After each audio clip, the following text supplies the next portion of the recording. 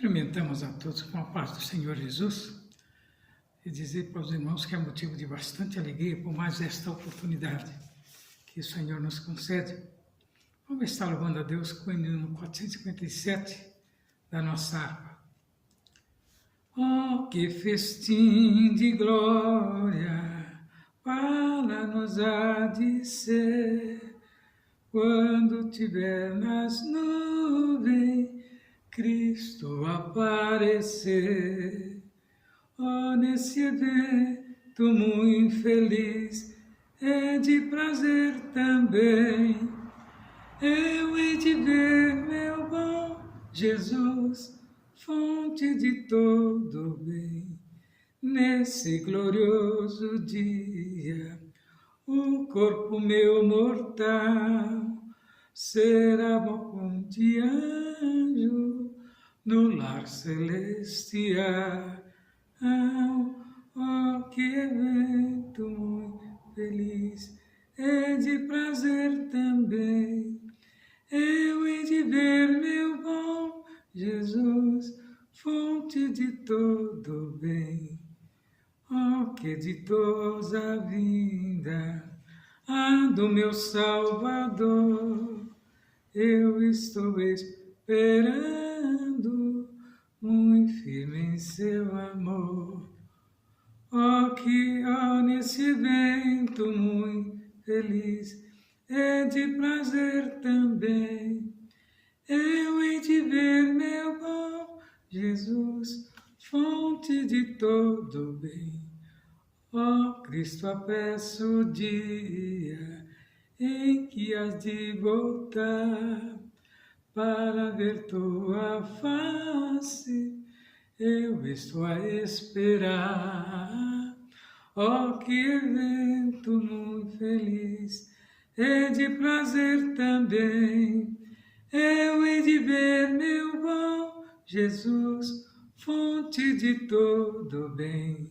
Graças a Deus neste dia, onde comemoramos o Dia dos Pais, eu desejo a todos um feliz Dia dos Pais. A todos vocês, meu prezado, que tem pai, aproveite, porque não é para sempre, mas enquanto você puder ouvir os conselhos de seu pai, ouça, que é muito importante, porque quando Deus chama, aí acabou os seus conselhos, aí vivemos só da lembrança. Por isso que neste dia tão importante, honra mais seu pai e a sua mãe também. Louvamos a Deus com mais um louvor.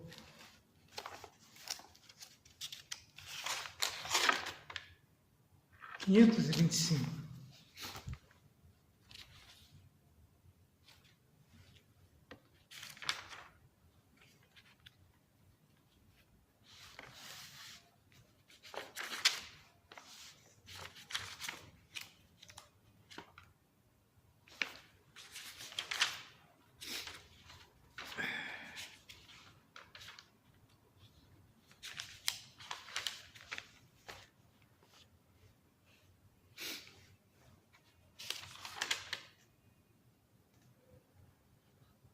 Já refúgio a glória eterna de Jesus, o Rei dos Reis, breves reino deste mundo seguirão as suas leis, os sinais da sua vinda, mas se mostram cada vez, vencendo vem Jesus.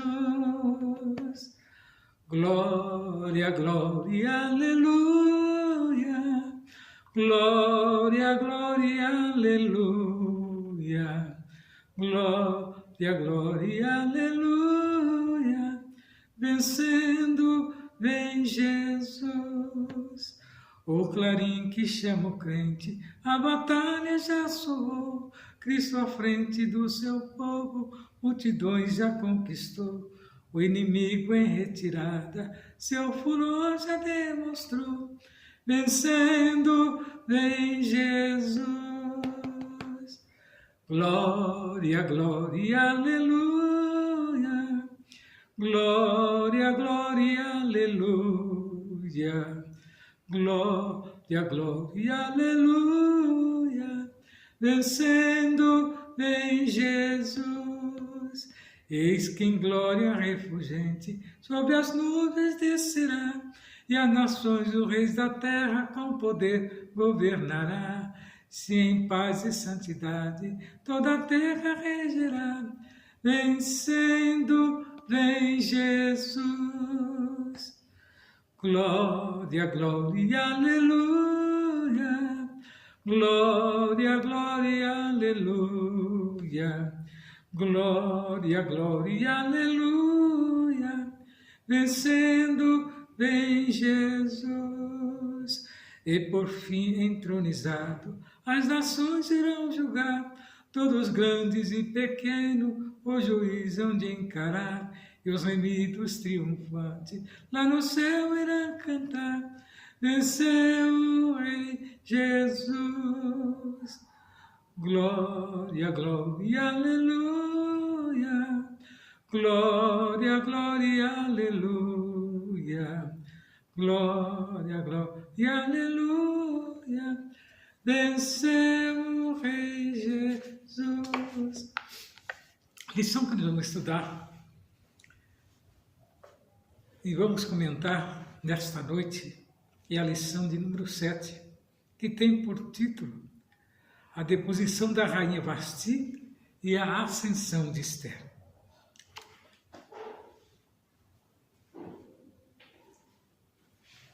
O textual nos diz assim: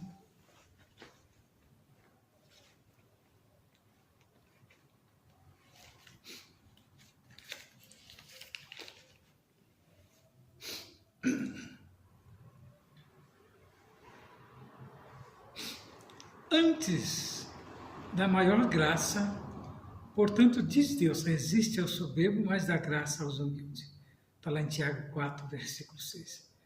E a verdade prática nos diz assim: devemos nos conservar humildes, confiando na justiça de Deus, pois Ele governa a todos, abatendo ou exaltando.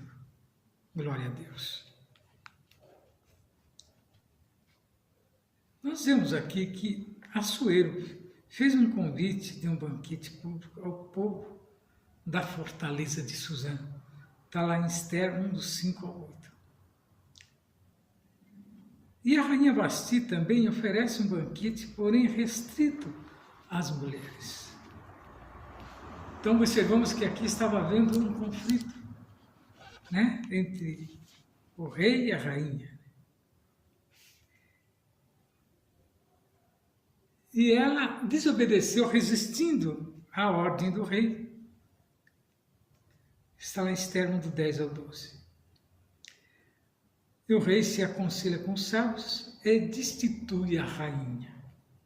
O rei Assuero decide escolher uma nova rainha. E a rainha escolhida foi a judia Esther. O trabalhar de Deus é uma coisa impressionante.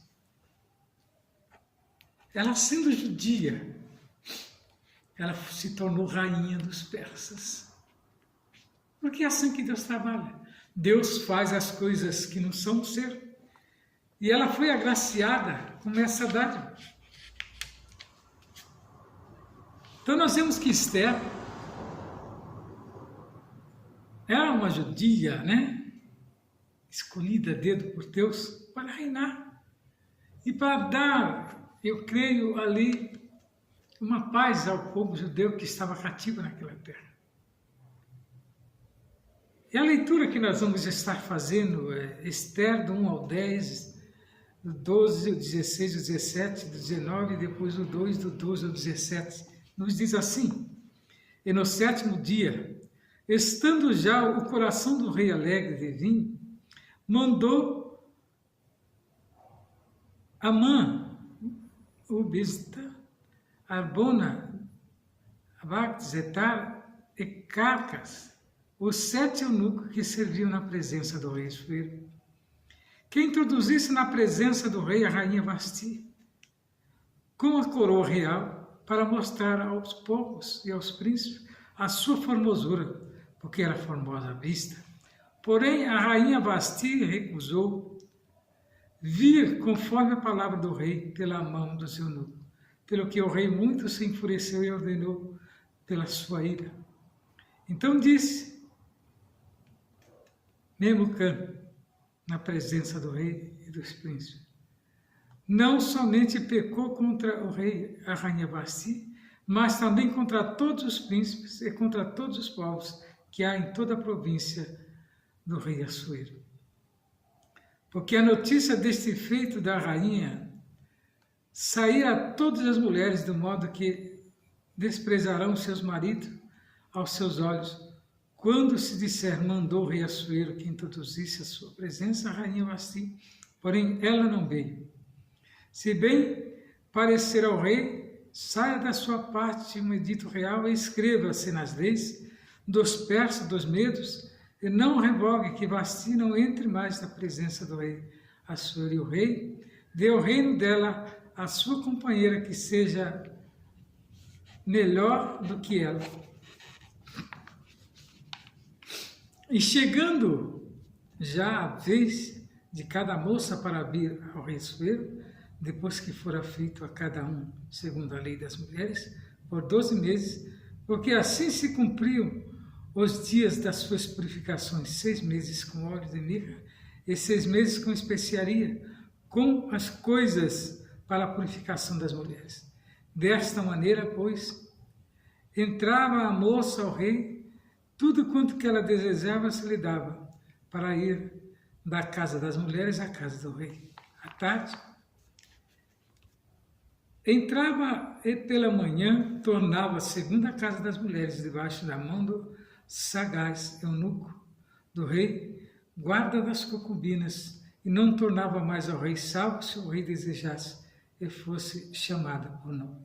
Chegando, pois, a vez de Esther, filha de Abiel, tio de Mardoqueu, que tomara por sua filha para ir ao rei, coisa nenhuma pediu, senão o que disse Hegai, eunuco do rei, guarda das mulheres, e alcançava esta graça aos olhos de todos quanto vi.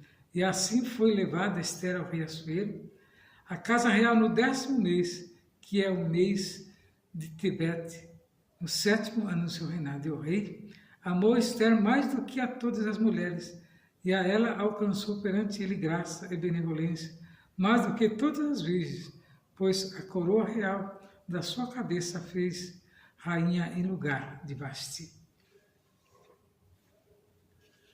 Observamos que Deus aqui estabeleceu um princípio imutável, pelos quais, governa todos os povos, independente de cultura e época ou lugar.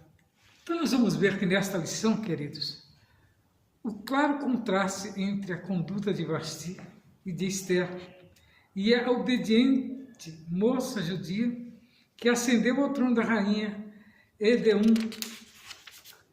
dos maiores impérios de todos os tempos, o Império Persa. Vemos que o rei Assuero fez um banquete e Basti, que era sua esposa, a rainha, recusou o chamado do rei. E quem recusasse naqueles tempos o chamado do rei, simplesmente estava abrindo mão, da sua posição, pois a desobediência era paga com a vida, E o rei Assuero, que era filho de Dário, Assuero governou o Império Persa de 20 anos, reinando desde a Índia até a Etiópia sobre 127 províncias. Seu nome grego é Xerxes. No 3º ano do seu reinado, Assuero convidou a nobreza imperial e os senhores de todas as províncias para mostrar-lhe a grandiosidade do reino e as suas riquezas e recepção. Durou 180 dias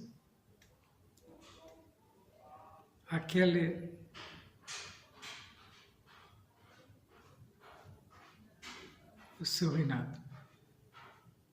Assuero convidou a nobreza imperial e os senhores de todas as províncias para mostrar-lhes a grandiosidade do reino e as suas riquezas, e a recepção durou 180 dias. Acredite-se que foi nessa ocasião que Assuero tratou com seus generais e conselheiros da expedição militar que faria contra a Grécia, batalha que se transformou num grande fracasso, conforme narra em detalhe o historiador grego Heródoto. Então, num banquete público, outro exclusivo, passados os 180 dias, Assuero ofereceu um banquete para todo o povo de Suzã, e no pátio do jardim do seu palácio havia muito luxo e ostentação, além de bebidas à vontade. Em uma festa programada para durar 7 dias, Assuero tinha como mulher a rainha Vasti, que alguns estudiosos acreditam ser a mesma a mestre citada por Heródoto em seu livro histórico. Ela também ofereceu um banquete, porém restrito às mulheres do palácio. Então observa que ela estava contra as ordenanças do rei, e era um crime, impensável quem ia contra as ordenanças do rei naqueles tempos. E ela fez uma festa paralela para contender com o rei, aonde ela perdeu, né, o seu poderio ali. Então veja que o convite à rainha no 7º dia de seu banquete, depois de ter bebido bastante, a senhora estava em euforia. O coração do rei estava alegre do vinho. Foi quando ordenou que lhe trouxesse a rainha Vasti com a coroa real para mostrar aos povos e aos príncipes a sua formosura, porque era formosa à vista. Então a rainha simplesmente recusou acompanhar os 7 eunucos que o rei enviou para conduzi-la à sua presença. Então, irmãos, veja que o rei ordena a rainha Vasti para acompanhar, a fim de que a sua formosura fosse mostrada aos convívas, e a rainha não aceita. Então, a recusa da rainha Vasti em desfilar diante dos amigos do rei, possivelmente por ser contra o costume persa. Uma mulher apresentar-se diante de uma reunião pública e de homens, esse conflito entre em costume persa e a ordem do rei colocou o rei em uma difícil situação. Ela escolheu não obedecer à ordem de seu marido, embriagado, na esperança de que mais tarde recobrasse o juízo. Alguns sugerem que Vasti estava grávida de Artaxerxes, que nasceu em 483 a.C. e não queria ser vista em público naquele estado. Qualquer que tenha sido o motivo, sua atitude foi uma quebra de protocolo que também colocou Assuero em situação difícil. Se uma ordem era expedida por um rei persa, ele nunca poderia revertê-la. Enquanto se preparava para invadir a Grécia, Assuero havia convidado muitos importantes oficiais de todo o império para ver o seu poder e riqueza e autoridade. Caso sua autoridade sobre a própria esposa fosse colocada em dúvida, sua credibilidade militar cairia também, né? O maior critério de sucesso para um rei da antiguidade seria prejudicado. Além disso, o rei Assuero estava acostumado a ter o que queria. E Vasti, rejeitando isso, abriu mão, né, da sua posição, mas ela se julgou por ser formosa e bela, achou que aquilo convenceria o rei, mas envergonhou ele diante dos outros generais e outras autoridades que estavam presentes, e ele se viu obrigado a simplesmente deportar ela, né, tirar ela do posto de rainha. Vasti resiste à ordem do rei e é deposta. A recusa da rainha são diversas opiniões a respeito das condutas do rei e da rainha.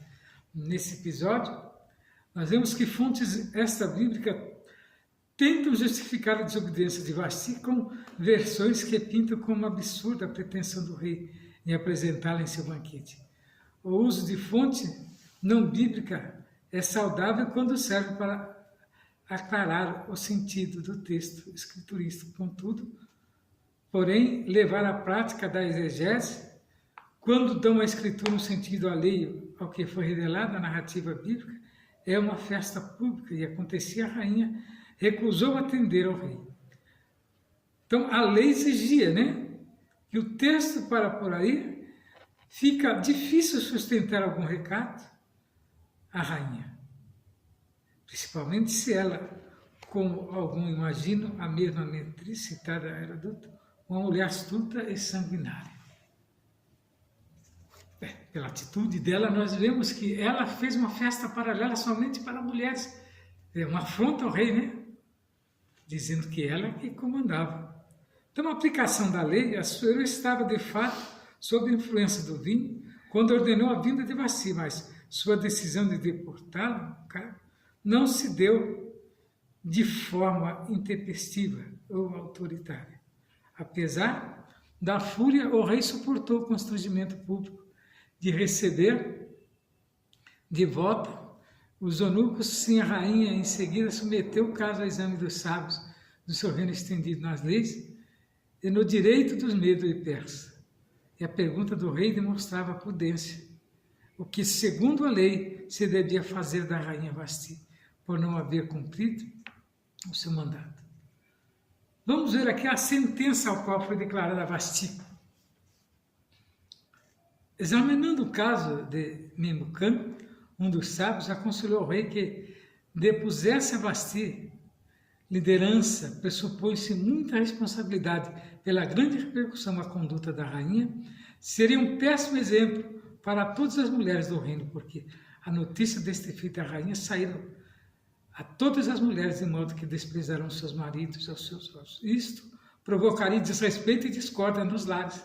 O conselho de Memucã agradou a Assuero e aos seus nobres, e ele decretou a deposição de Vasti. Além disso, enviou cartas a todas as províncias, estabelecendo que cada homem fosse senhor da sua casa. Uma das qualificações exigidas do líder cristão é exatamente exercer o governo da própria casa. O princípio bíblico é o homem que não lidera em casa não é apto para cuidar da igreja do Senhor Jesus. Então, observamos que a recusa de Vasti leva a perder o posto de rainha no reino de Assuero. Que prejuízo! Né? Que prejuízo! Simplesmente por não querer voltar atrás, né, na sua atitude. Esther, a judia se torna rainha em terra estranha. O que Deus não faz, né, para que a sua palavra se cumpra. Mas não é que Deus simplesmente cria momentos, mas Deus permite que aquilo que está guardado lá no culto da pessoa se manifeste. E Vasti, pelo visto, era uma pessoa sagaz. Queria ela somente comandar, né, o reino, mas não foi otorgado a ela porque a sua atitude simplesmente fez ela perder todo, né, o poder que tinha no reinado. 4 anos depois, há certo consenso entre os estudiosos de que a escolha da substituta de Vasti ocorreu após a frustrada campanha militar que Assuero lançou contra os gregos.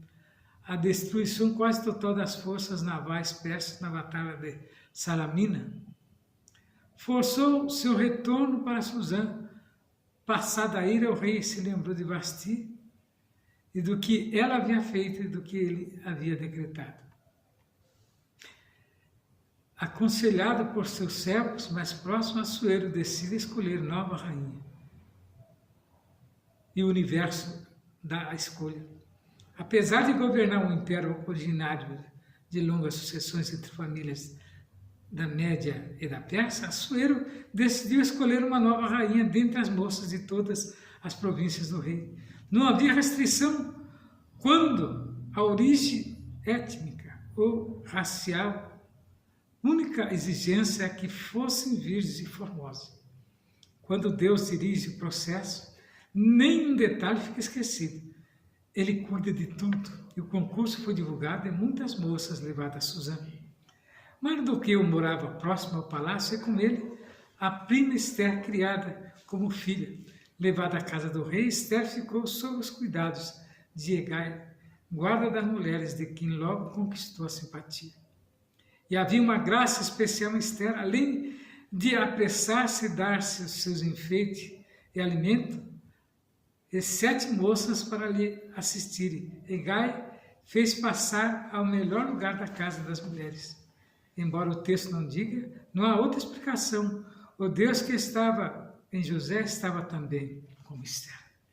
É o trabalhar de Deus. Às vezes você é estrangeiro em terras estranhas, mas Deus é aquele que se faz presente em qualquer lugar. Deus pode estar no Japão, Deus pode estar na Grécia, Deus pode estar na Judéia, Deus pode estar no Japão. Enfim, em todos os lugares. É o mesmo Deus que procede com aqueles que são bons para com Ele. E mesmo Esther estando em terras estranhas, terras pagãs, Deus não abandonou, porque ela era devota de Deus. E o seu tio era, um homem de Deus. Mesmo o seu livro não falando no nome de Deus, nós vemos a presença de Deus atuando em prol desta moça. A obediência de Esther, Mardoqueu ordenou a Esther que não declarasse qual era o seu povo e a sua parentela. Qual a razão desta ordem? Não sabemos ao certo, já que havia restrição étnica no processo da escolha da nova rainha.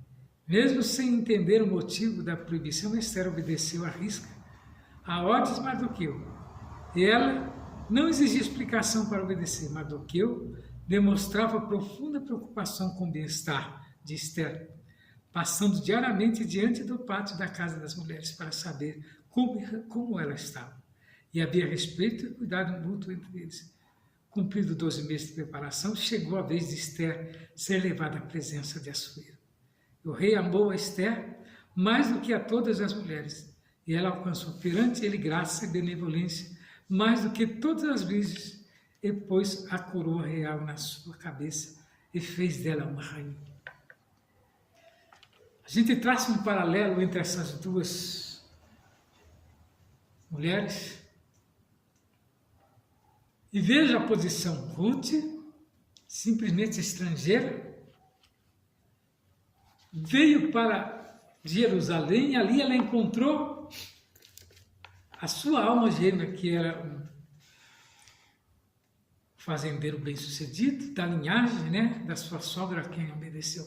E Deus amou. E aqui nós vemos agora também Esther, praticamente sem pai, sem mãe, criada pelo tio, um judeu, temente a Deus, a qual a introduziu na presença do rei, mas ela primeiro teve que ser obediente e sincera. É o que leva a pessoa a alcançar a vitória por parte de Deus, é a obediência. Essa é a palavra-chave para ser um vencedor. E a jovem judia Esther é levada ao posto de rainha numa terra estranha. É assim que Deus trabalha.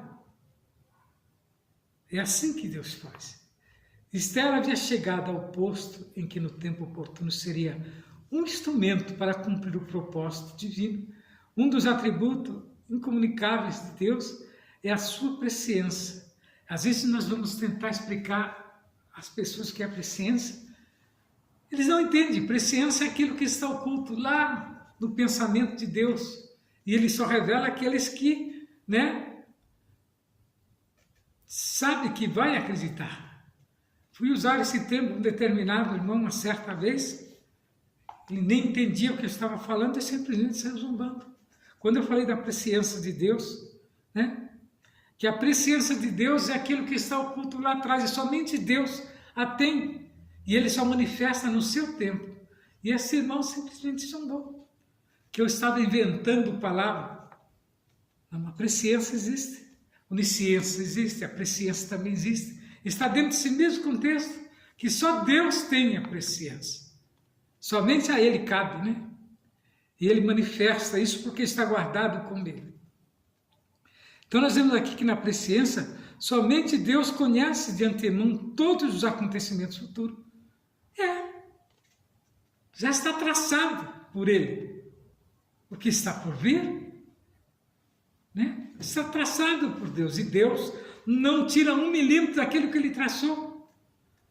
Só tem 2 momentos na Bíblia que Deus, dá uma marcha ré, mas se veja bem que não alterou o contexto do seu propósito na terra. E quais são estas vezes? São quando Deus não destrói o povo ali, que Moisés toma a frente, ao descer do monte, e quando aquele rei teve ordenança para morrer e ele orou e conseguiu reverter numa ordem de Deus. Zedequias, Então, Deus dá ao homem uma chance para ele, se autoconsiderar Mas para isso ele tem que ser sincero, e aquele rei foi, e Moisés também foi. Que a tendência de Deus ali era destruir todo o povo, e o que seria, né, da raça judia ou dos hebreus? Deus sempre, né, dá um escape para o homem. Observa que a humanidade estava perdida, porque os nossos pais se perderam no jardim do Éden. E o que ele fez do próprio homem, ele fez, né, um salvador. E Jesus se fazendo e se humanizando, se tornou um homem igual a nós, para que encarasse a morte na cruz, porque nenhum homem seria capaz de fazer aquilo que Jesus fez. Então esse é o sentido de crer que Deus existe e Ele é soberano e eterno. E nesta noite eu convido vocês, prezados irmãos, estudantes da Palavra de Deus, alunos de escola dominical, ficar afirmado e analisar melhor, lendo esses 2 livros de Esther e Ruth, que você vai aprender muito com as coisas de Deus. E que Ele venha falar melhor no seu coração nesta noite, que o Senhor possa abençoar grandemente a sua vida, no nome de Jesus. Não saia da presença, que tem mais uma porção da Palavra de Deus.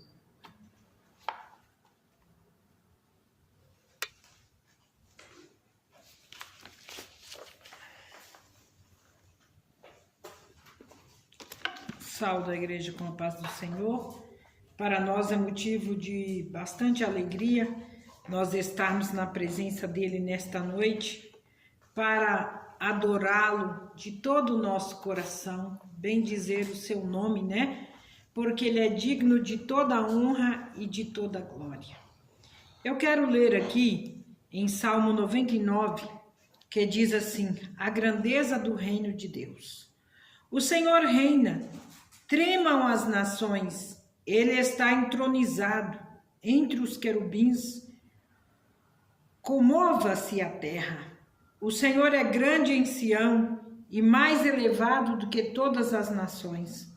Louvem o teu nome, grande e tremendo, pois é santo. É a força do reino, ama o juízo, tu firmas a equidade. Faz juiz a justiça de Jacó. Exaltai ao Senhor nosso Deus e prostrai-vos diante do escabelo dos seus pés, porque ele é santo. Moisés e Arão entre os seus sacerdotes e Samuel entre os que invocavam o seu nome, clamava ao Senhor e ele ouvia.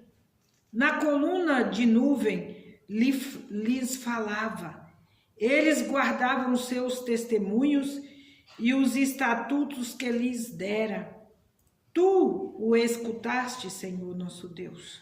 Tu foste um Deus que lhes perdoaste, posto que vingador dos seus feitos. Exaltai ao Senhor nosso Deus e adorai no seu santo monte, porque o Senhor nosso Deus é santo. Que coisa gloriosa! Esse é o valor da família criada por Deus, né? Nós vemos aqui a importância das famílias na presença do Senhor. Temos que exaltar o nome dele. Nós vemos aqui, ó, que o Senhor e a glória e a força é dele. A família foi instruída por Deus, sendo a matriz original da própria humanidade.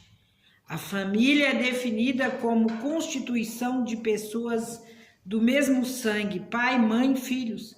A família é o primeiro contato social de uma criança a um ambiente da sua formação e aprendizado. Que tipo de caráter um homem ou uma mulher manifesta na vida adulta dependerá do tipo de formação que recebeu da família, da instituição divina e da palavra de seus pais, que deve ser bom exemplo para os filhos imitarem. A família é uma instituição divina e a palavra de Deus sempre exalta a importância da família e nós podemos contemplar isto, né? Vemos aqui falar das nações. São muitas famílias para formar uma nação. E nós vemos que por mais que a sociedade liberal queira mudar o conceito divino de família, a Bíblia continua afirmando: e criou Deus o homem à sua imagem, e a imagem de Deus criou macho e fêmea, e a verdadeira original família criada por Deus é homem e mulher, e o homem e homem, muito menos mulher e mulher. Como só o macho e a fêmea procria, a família completa passou a ser constituída de pai e mãe. Deus inicia a humanidade através de uma família, a qual se tornou matriz de todas as demais famílias da terra. Deus reinicia a humanidade após o dilúvio universal por meio da família de Noé. Deus promete abençoar todas as famílias da terra por meio da família de Abraão.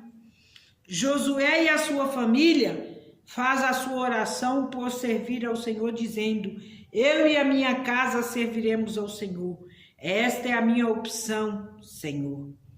O salmista descreve uma família feliz, dizendo: bem-aventurado é aquele que teme ao Senhor e anda nos seus caminhos, pois comerá do trabalho das tuas mãos. Feliz será e te irá bem. A tua mulher será como a videira frutífera ao lado da tua casa, os teus filhos como plantas de oliveira, a roda da tua mesa. Eis que Jerusalém em todos os dias da tua vida, e verás os filhos dos teus filhos e a paz sobre Israel. Em Salmo 144:12, o salmista descreve a beleza e a vitalidade dos herdeiros da família, dizendo: para que nossos filhos sejam como plantas bem desenvolvidas na sua mocidade, para que as nossas filhas sejam como pedras de esquina lavradas, como colunas de um palácio. No Salmo 147:12-14, o salmista descreve a proteção e a provisão do Senhor para a família, dizendo: louva a Jerusalém o Senhor, louva ao Sião aos teus Deus, porque ele fortaleceu os ferrolhos das tuas portas, abençoou os teus filhos dentro de ti, e ele é quem pacifica os termos da flor, da farinha e te farta. Em Isaías 61:9, Isaías profetizou o seguinte: todos os quantos os virem, os conhecerão como semente bendita do Senhor.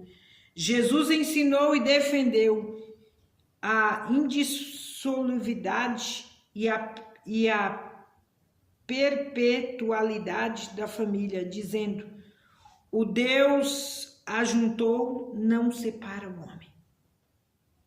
Então nós vemos que é indissolúvel a família. Por mais que as pessoas tentem destruir esse patrimônio divino que é a família, não conseguirá. Porque quando Deus faz algo, o homem não pode desfazer aquilo que Deus faz.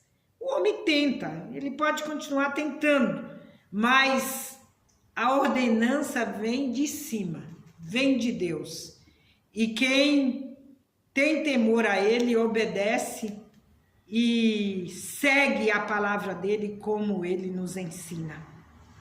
Nós vemos aqui em 1 Timóteo 5:8, Paulo classifica as negligências daqueles que não cuidam da família como apostasia espiritual, dizendo: mas se alguém não tem cuidado dos seus e principalmente da sua família, negou a fé e é pior do que o infiel.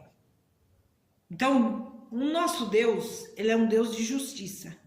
Ele contempla tudo aquilo que nós fazemos, tudo aquilo que nós obedecemos à sua palavra.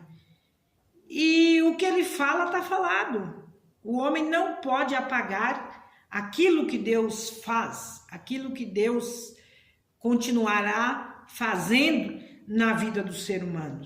Em Hebreus 13:4, o escritor da carta aos Hebreus, ele define o matrimônio é a pureza do relacionamento conjugal dentro da família, dizendo: venerado seja entre todos os matrimônios e o leito sem mácula, porém aos que se dão à prostituição, aos adultérios, Deus os julgará.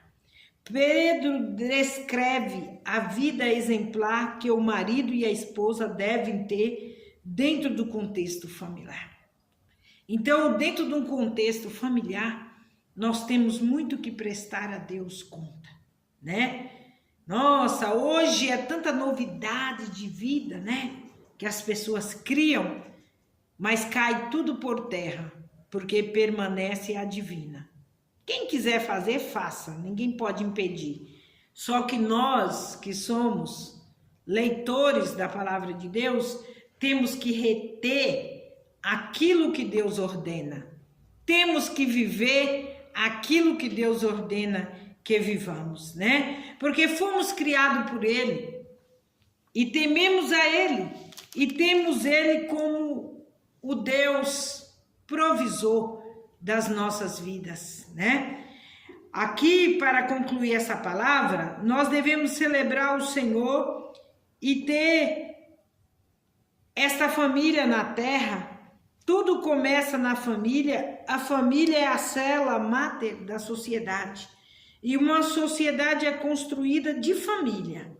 Um estado é constituído de família. Um país é constituído de família. A igreja é constituída do Senhor Jesus Cristo, constituída de família. Portanto, Deus é o construtor, o edificador, o sustentador da família. Então, tudo que nós assim fazemos, nós fazemos obedecendo este Deus que tem o poder sobre todas as nações. E eu fico contemplando e vendo que olha como Deus vê as nações. As nações é para Deus como um pingo de água num balde. Já parou para pensar nisso? Eu acho as nações são imensas, né? Em quantidade de famílias, é muita gente. E Deus faz essa consideração. E nós vemos que o nosso Deus, ele é tão grande que as nuvens é aonde a poeira dos seus pés batem. E fala que Deus pegou a terra e colocou dentro de uma concha. Olha o tamanho desse Deus. Como podemos definir o tamanho deste Deus? E ainda tem homens que querem relutar com aquilo que Deus diz, com aquilo que Deus faz, com aquilo que Deus continua fazendo. Então, para nós que somos seus servos, a grandeza do reino dele, que é a família que ele deixou, né? Para nós seguirmos assim os preceitos da sua palavra, nós temos que executar. Queira mudar quem quer mudar, faz o que quer quem quer fazer, mas nós que conhecemos a palavra de Deus temos que ter isso. E a família é uma coisa gloriosa na presença de Deus. Hoje foi intitulado o Dia dos Pais, por isso que eu estou falando da família. Eu quero cumprimentar todos os pais, né? Com parabéns por você ser um pai, né? Que coisa gloriosa, né? É conceder outra vida. Dada essa dádiva por um Deus tão poderoso, por um Deus tão maravilhoso, isso é glorioso. Que você possa ser abençoado por Deus. Que a sua família possa ser repleta de alegria e de felicidade. Hoje, no almoço do Dia dos Pais, um dos meus filhos mora em outro estado. E ele não pôde estar aqui. E a gente sente o vazio daqueles que não puderam vir, né, como o meu filho, mas tive as minhas filhas, tive as minhas netas, meu neto presente naquele almoço, e foi glorioso a gente poder sentir a alegria de sermos uma família. É maravilhoso. Quantas pessoas que têm perdido este poder, têm se dissipado as famílias, mas tem um Deus poderoso que Ele tem o desejo que esta família seja arraigada nele e que essa família seja unida na sua presença, porque Deus se agrada. Assim como Deus abençoou a Abraão, abençoou os filhos de Abraão e derramou a bênção sobre a terra na família, usando a vida de Abraão como um marco, né? E a gente vê como é glorioso. Você vê o amor do filho é maravilhoso. O amor do neto supera o do filho. E aí vai andando do tataraneto. É uma coisa gloriosa. Eu tive a minha sogra e ela teve a oportunidade de conhecer a quarta geração, a sua quarta geração. Que coisa linda, né? Que privilégio temos quando a gente tem vida para conhecer até a nossa quarta, quinta geração. Tem pessoas que alcançam até a quinta, sexta, né? Isso é glorioso, é radiante, né? É a presença de Deus na vida daquela pessoa, abençoando, recompensando, e Ele tem poder para fazer essas maravilhas na vida do homem, né? Porque Ele é um Deus poderoso. E há um aconchego muito grande, né? Na presença do Senhor, quando a família serve, quando a família adora, quando a família se reúne para prestar uma adoração a Deus. Isso é tão maravilhoso, isso é tão glorioso. Conheço muitas famílias que crescem na presença do Senhor e vai se multiplicando.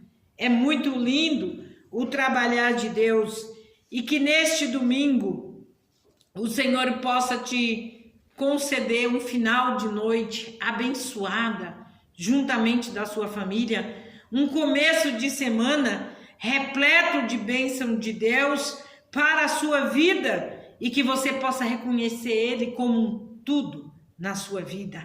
E você verá o quanto é glorioso quando nós colocamos tudo nas mãos do Senhor e cremos que Ele é aquele que cuida, que Ele é aquele que zela dos nossos, Ele é aquele que prepara as nossas vidas para uma vida espiritual, né? As pessoas acham uma coisa muito horrenda quando chega a morte, né? Vimos sexta-feira a queda daquele avião, aquele número de pessoas, tudo de uma vez, né? Uma morte coletiva de todos, né? E muitas famílias choram pela perda, pela separação. Isso é normal, porque dói, a separação dói. Mas, por outro lado, começa-se uma vida eterna para aqueles que têm Deus, né? Para aqueles que têm uma fé genuína, viva, para aqueles que crê na morte vicária de Jesus, o céu se abriu e essas pessoas partiram para uma eternidade, né? Ali a vida não se acaba, mas a vida continua para sempre com o nosso Deus.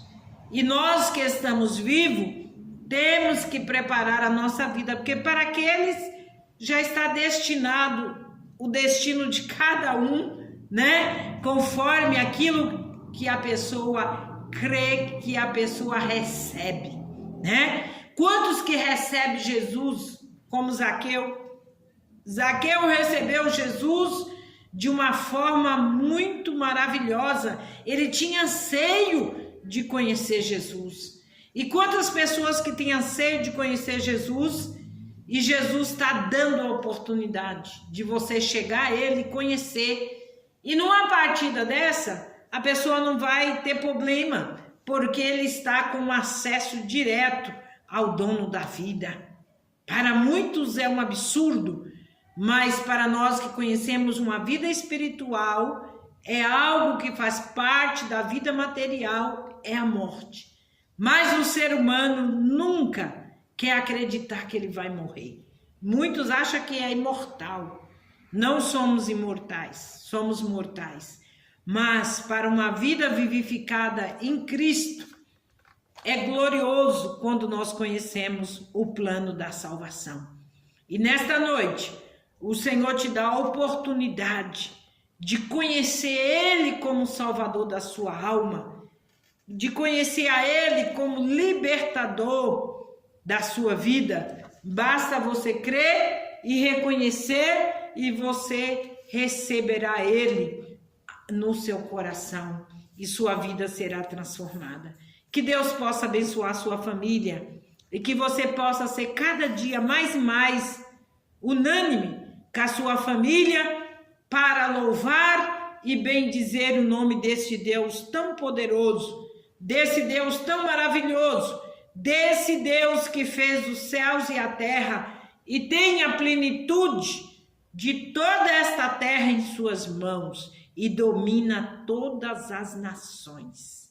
E tem ela na palma da sua mão, porque Ele é poderoso, fiel e verdadeiro para cumprir a sua palavra em nossas vidas, né? Assim como Ele cumpriu na vida de Moisés, na vida de Abraão, na vida de Noé, na vida de tantos ilustres da Bíblia, Ele é o mesmo Deus nos dias de hoje para cumprir em nossas vidas. Eu quero orar por você e pedir a bênção de Deus sobre a sua família nesta noite. Amado e eterno Deus, eu quero, Senhor, apresentar todos os pais.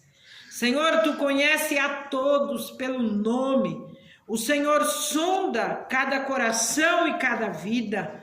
E nesta noite, Senhor, são tantas famílias que têm se arrodeado à mesa para Te agradecer pelas vidas que o Senhor assim colocou nas famílias sobre a terra. Amado e poderoso Deus, eu quero Te agradecer pela minha família. Quero Te agradecer, Senhor, pelos meus, a qual o Senhor tem me concedido, e grandes alegrias nós sentimos, Senhor, ao encontrarmos com os nossos. Meu amado e poderoso Deus, vai de encontro, Senhor, a todos que necessitam da Tua bênção, que necessita da Tua salvação, que necessita da Tua misericórdia, porque Tu és um Deus de misericórdia, que opera na vida daqueles que confiam em Ti. Senhor, nesta noite eu quero agradecer pela vida do meu esposo, pelo pai que ele é para com os filhos. Meu amado e eterno Deus, acrescenta os dias de vida, acrescenta a saúde, acrescenta a sua fé, acrescenta, Senhor, o seu impeto de pregar a Tua palavra como Ele tem pregado, de anunciar o Teu evangelho como Ele tem anunciado. Ó grande e poderoso Deus, eu sou grata a Ti nesta noite por ter me dado uma família grande. Somos, Senhor, em 15 irmãos, a qual o Senhor nos concedeu vida, e muitos já foram ceifados, porque o Senhor já ceifou. Chegou o momento, e eu Te glorifico, Senhor, por essa ceifa, porque o Senhor preparou a todos para um encontro contigo. Nesta noite também, Senhor, eu quero clamar por aqueles que muitas das vezes é ignorante acerca da morte. Mas, Senhor, a morte, quando ela é aos Teus pés, é um momento magnífico, é um momento glorioso, a qual nós temos a certeza de viver eternamente para sempre. Meu amado e eterno Deus, alegra os corações daqueles familiares que perderam, Senhor, os seus. Tu és o Deus que consola, Tu és o Deus que alegra, Tu és o Deus que dá a esperança da vida eterna. Ó grande e maravilhoso, guarda os nossos com a Tua mão poderosa, fiel e verdadeira, porque Tu és o guardião desta humanidade, e nós podemos deleitar, Senhor, aos Teus pés e crer nas vitórias que o Senhor tem para os seus na terra, para todos aqueles que ouvem e dá crédito à Tua palavra. Eu entrego estas vidas nas Tuas mãos, crendo, meu Senhor, em uma renovação do Teu Espírito a cada coração e a cada vida que tem se entristecido neste dia, mas Tu és um Deus de alegria, Tu és um Deus de fervor, Tu és um Deus que contempla a intimidade do coração do ser humano e vai lá dentro do seu ser, arranca a tristeza, arranca a fadiga, arranca, Senhor, o desespero e coloca a esperança, a confiança que o Senhor dá ao Teus servos na face da terra. Eu Te enalteço pela Tua grandeza, pelo Teu poderio e pela Tua mão, Senhor, fiel e verdadeira para com os que Te obedecem. Eu Te exalto em nome do Pai, do Filho e do Espírito Santo de Deus, que continue nos dando uma semana de vitória, uma semana guardada pelas Tuas mãos de bênção, hoje e sempre. Amém.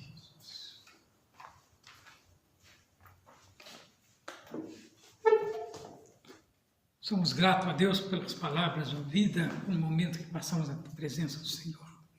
Que Ele venha abençoar grandemente a sua vida e esta noite dar uma noite de paz e alegria. E que o Senhor venha falar melhor aos corações. Fique na paz do Senhor.